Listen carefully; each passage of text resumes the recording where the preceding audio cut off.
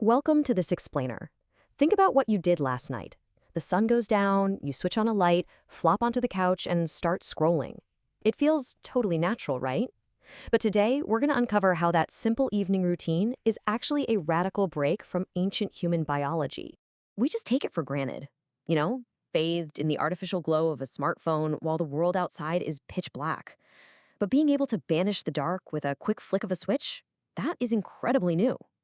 Scrolling at midnight is a massive modern anomaly. It's completely disconnected from humanity's past, and honestly, it has fundamentally rewired our relationship with our own bodies.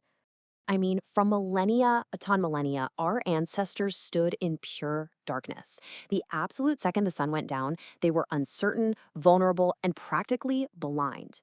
That immense block of time in the dark, that dictated human biology. The blue light era we're living in today is just this tiny, chaotic sliver at the very, very end of our history. Section 1. A world before light. Surviving the primal dark. Okay, so before we mastered fire, early humans literally had to climb trees to sleep. They were desperate to avoid deadly nighttime predators like leopards, wolves, and hyenas. It was a terrifying existence just trying to survive until morning. But then, the discovery of fire in ancient South Africa changed everything. Humans could finally stay on the ground. That glowing campfire became our ultimate circle of life, warmth, and safety. And that circle of safety? A total game changer.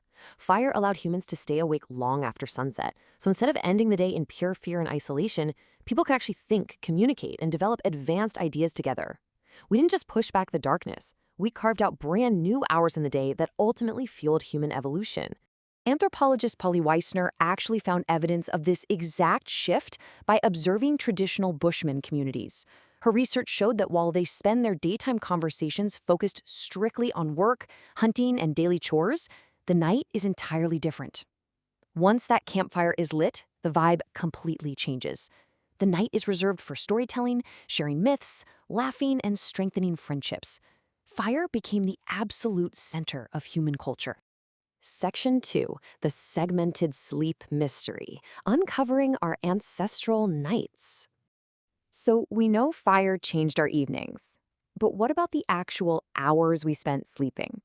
Well, researchers combing through forgotten diaries, medical texts, and literature uncovered something astonishing. A natural, deeply ingrained tradition called segmented sleep.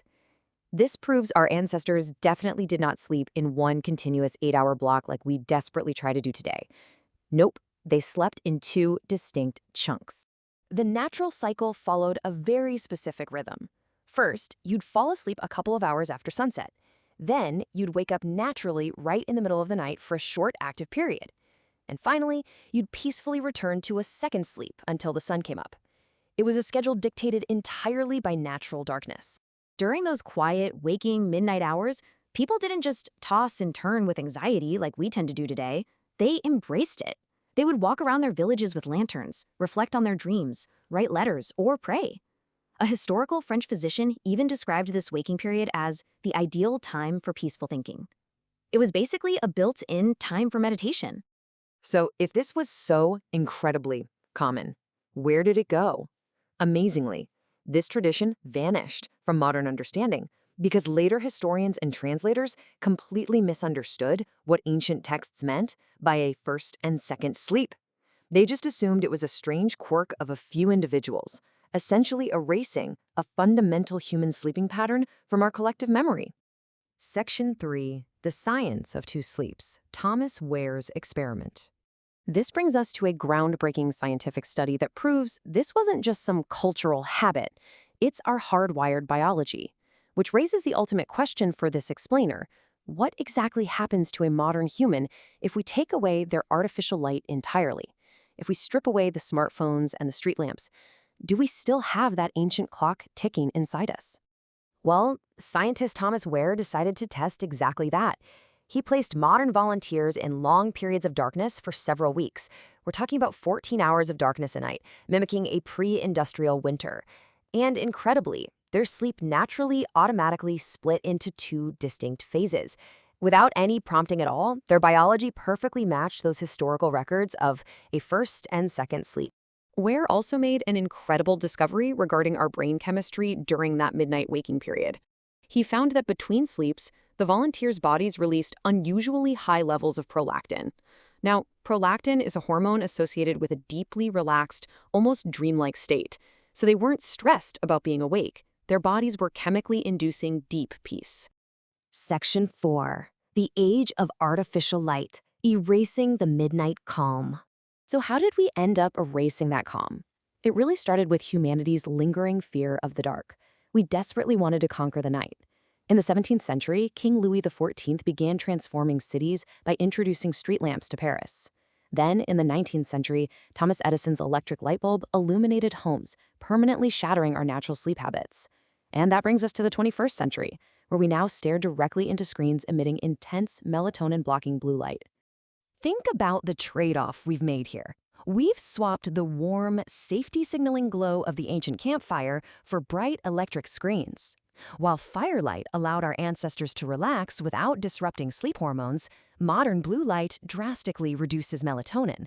It literally tricks our brains into thinking the sun is still up, throwing our ancient sleep cycles into complete chaos. So how do we fix this? To combat this biological confusion, experts have found that sometimes we just need to return to the dark. Simply spending time camping away from all this artificial light, disconnecting from screens, and just sitting in natural darkness can rapidly reset your melatonin levels and actually help restore your body's ancient internal clock. So the absolutely crucial takeaway from this explainer is this. When you suddenly wake up at 2 a.m., staring at the ceiling, stressed out that you can't sleep in one continuous 8-hour block, give yourself some grace. It might not be a modern sleep disorder at all. It could just be an ancient human reflex kicking in. Your body is simply looking for that quiet period of peaceful thinking. By understanding the ancestors who came before us and how they lived in harmony with the darkness, we are left with one powerful, lingering thought. Are we fighting our own biology every single night simply by leaving the lights on? Next time you reach for your phone at midnight, remember the campfire. Remember the first and second sleep, and maybe just let yourself embrace the dark. Thanks for joining us for this explainer.